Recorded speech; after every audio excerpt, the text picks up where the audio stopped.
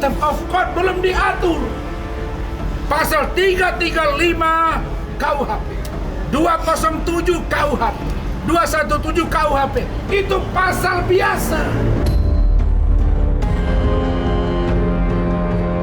Itulah salah satu kelemahan di Indonesia, karena kita belum punya undang-undang contempt of court.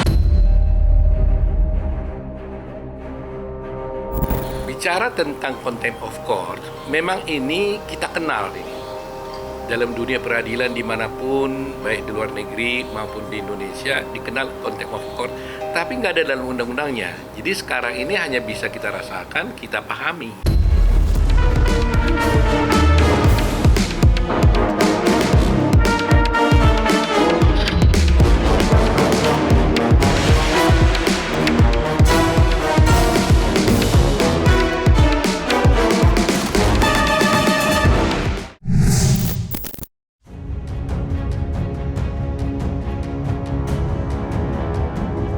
Isu contempt of court atau penghinaan terhadap pengadilan belakangan ini benar-benar mengundang perdebatan sengit. Imbas dari proses peradilan kasus dugaan pencemaran nama baik yang melibatkan dua advokat ternama, yakni Hotman Paris Hutapea dan Rasman Arif Nasution yang berjalan panas. Tidak tanggung-tanggung, kondisi ricuh yang tak mampu dielakkan itu bahkan sampai ditegaskan dalam rapat kerja bersama antara Komisi Yudisial dengan Komisi 3 Dewan Perwakilan Rakyat Republik Indonesia, yang mana beragendakan pembahasan awal RUU KUHP menindaklanjuti Kitab Undang-Undang Hukum Pidana yang akan berlaku pada tanggal 2 Januari 2026 mendatang. Bukan tanpa sebab, hal itu diyakini perlu dibahas lantaran dunia penegakan keadilan tanah air belum memiliki undang-undang yang mengatur secara langsung isu contempt of court. Lantas, seperti apa para pihak yang terlibat melihat isu contempt of court yang ramai dikaitkan dengan persidangan kemarin? Itulah salah satu kelemahan di Indonesia, karena kita belum punya undang-undang contempt of court. Kalau itu terjadi di Singapura, ya, atau di Inggris atau di Amerika, hakim berhak langsung perintahkan dari meja sidang tahan tanpa ada BAP segala macam. Itulah undang-undang itu langsung hak minit itu juga ditahan. Cuma di kita belum ada undang-undang contempt of court. Saya sungguh tidak bisa menerima akal sehat. Sungguh sangat tidak bisa akal sehat seorang pengacara yang sedang diadili, nasibnya di tangan hakim, tapi kok dia begitu teganya bilang, "Hai koruptor," katanya terhadap hakim. Belum pernah dalam sejarah peradilan Indonesia pengacara pakai jubah naik ke meja. Di mana itu si Firdaus tiba-tiba bilang, "Saya nggak sadar tiba-tiba kaki gua ke meja," katanya. Jadi benar-benar tindakan dari pengadilan itu sangat tepat. Kalau kau melakukan itu di Singapura, hitungan menit kau udah di penjara, langsung hakim perintahkan contempt of court.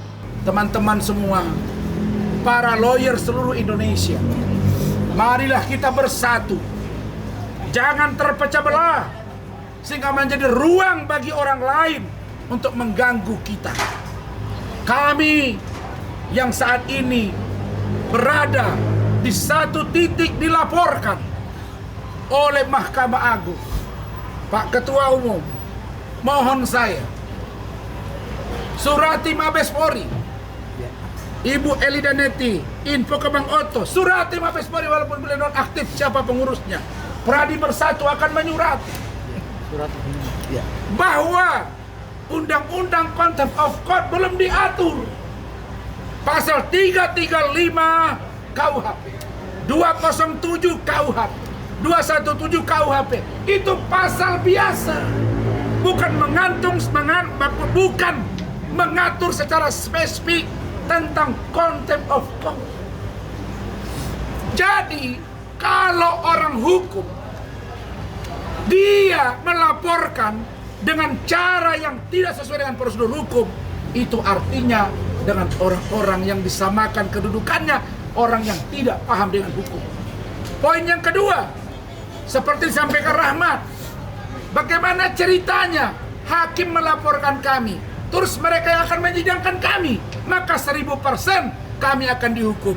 Tapi jangan kalian lupa, mungkin kalian menganggap kami sampah, tapi ingat, rakyat tidak diam, dan kami tidak akan pernah takut dengan apapun yang kalian lakukan, karena sama nenek moyang kakek kita berjuang untuk negara ini agar kita merdeka dari penjajah dan kita menjadi diri sendiri, bukan karena kepentingan orang lain dan atau kekuasaan dan karena jaringan orang lain.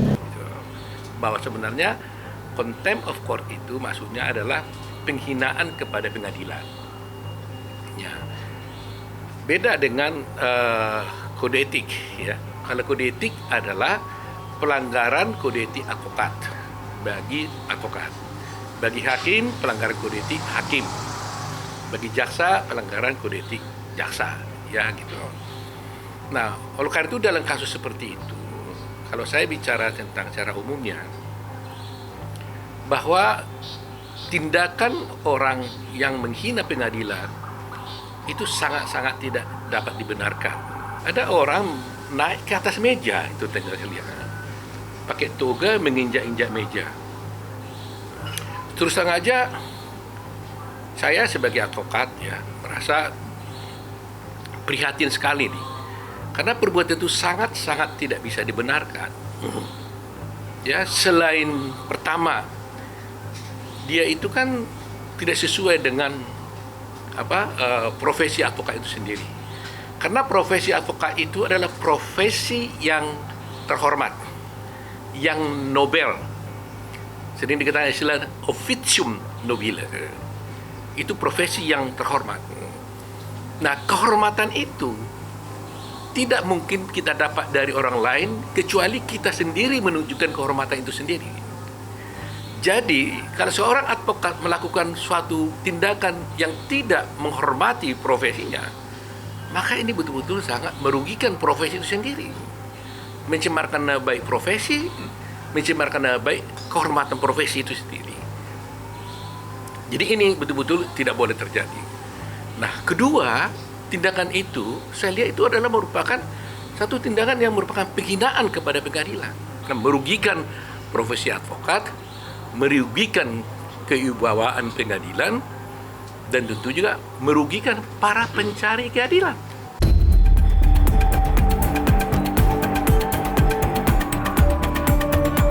Sementara itu, pihak Pengadilan Negeri Jakarta Utara sendiri telah resmi mengambil langkah hukum dengan melaporkan pihak Rasman Arief Nasution ke Baris Krim Polri pada tanggal 11 Februari 2025 kemarin. Hal ini tentu menjadi sebuah catatan hitam di dalam buku besar perjalanan sistem peradilan di Indonesia. Dan laporan polisi yang dilayangkan pihak Pengadilan Negeri Jakarta Utara kini menjadi bukti dari perlunya sistem peradilan yang lebih baik. Lantas, seperti apa tanggapan dari para pihak yang tidak terjun langsung dalam kisruh ini?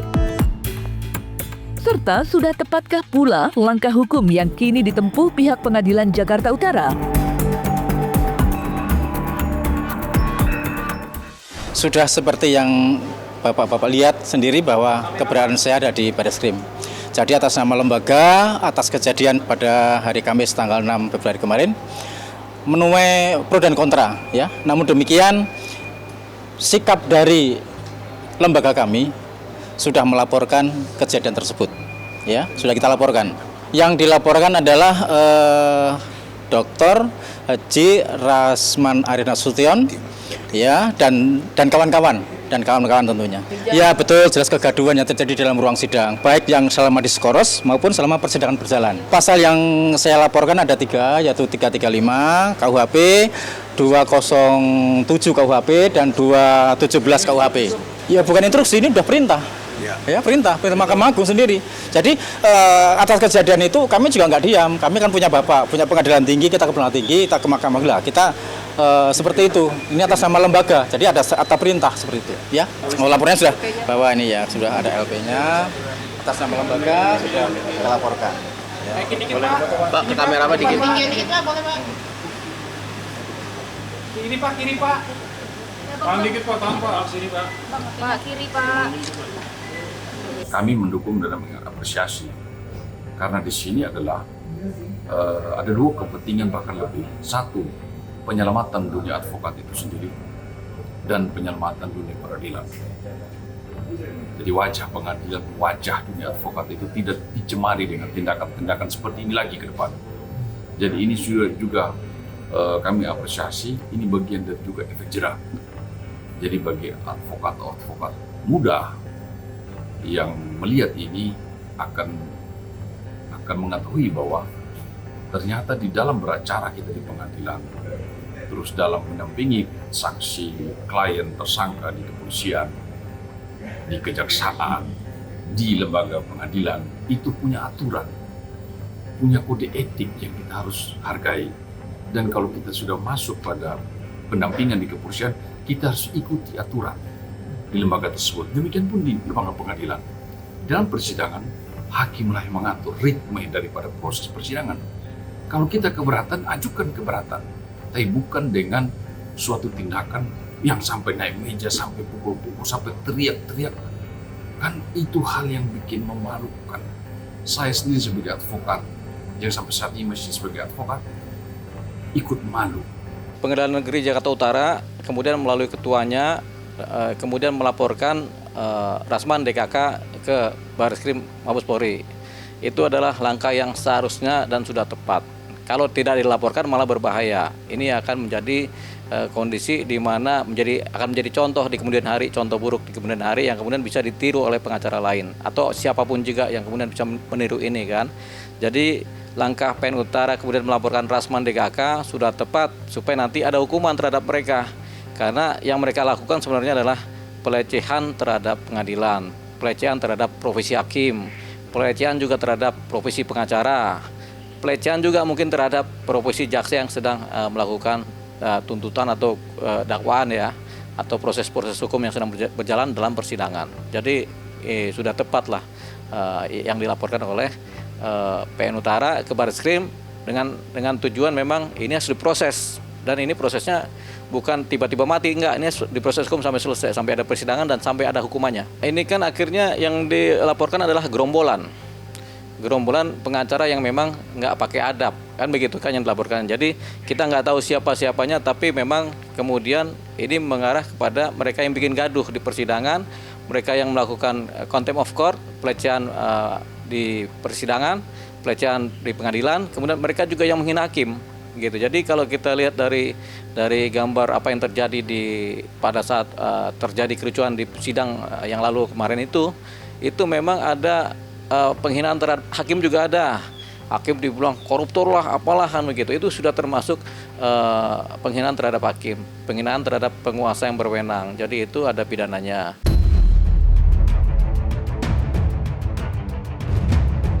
Terlepas dari kian panasnya huru-hara dan ramainya silang pendapat yang membanjiri jagat maya, polemik tersebut nampak tidak sedikit pun menghambat proses peradilan kasus dugaan pencemaran nama baik antara Rasman Arief Nasution dan Hotman Paris Hutapea.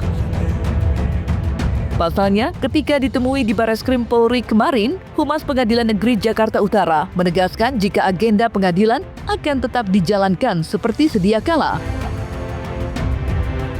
Sedangkan terkait desakan kubu Rasman Arief Nasution yang menuntut digantinya majelis hakim pun belum dapat dipastikan kelanjutannya.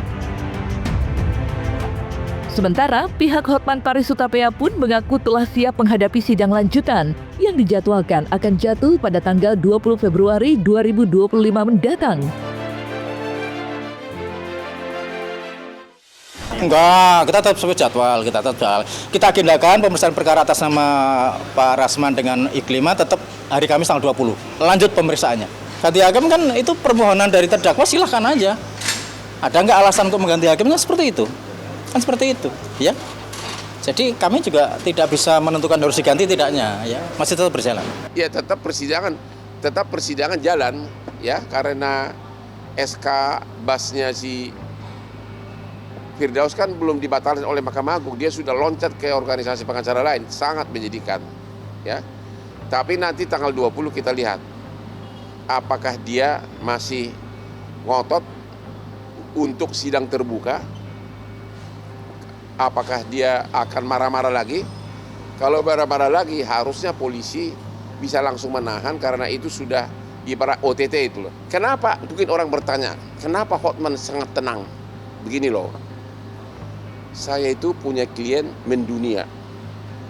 Kalau sampai presiden direktur perusahaan-perusahaan klien saya di luar negeri maupun ratusan konglomerat melihat saya berkelahi, honor saya yang miliaran tiap bulan akan hilang. Jadi pertimbangan bisnis.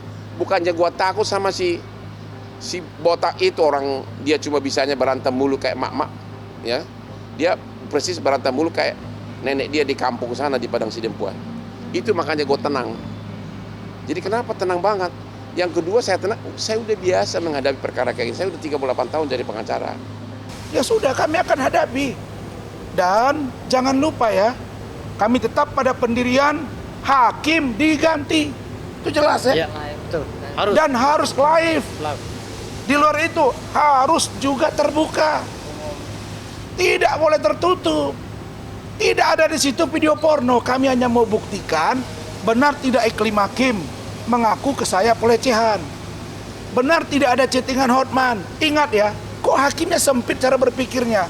Yang disebut pelecehan seksual itu ada dua. Verbal, non verbal, gitu loh Mas. Ya, betul.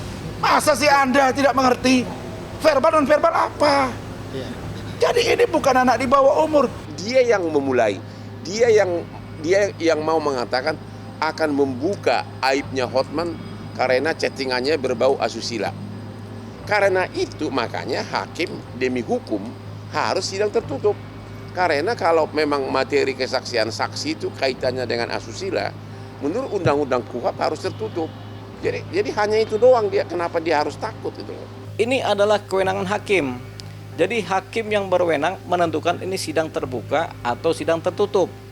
Pada prinsipnya semua sidang adalah terbuka kecuali majelis hakim atau ketua majelis hakim menentukan bahwasanya ini sidang tertutup.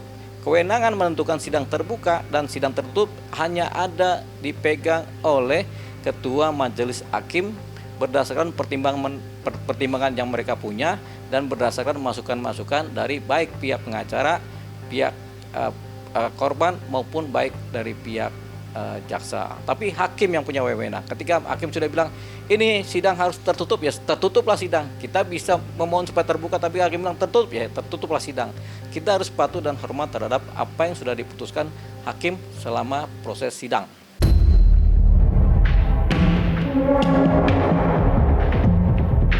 Nah, selesai sudah Cumi Lovers? Saksikan terus Cumi Camp In-Depth, kabar lengkap, mendalam, dan akurat dari narasumber terpercaya. Dan jangan lupa untuk like, subscribe, dan juga share channel YouTube Cumi Cumi.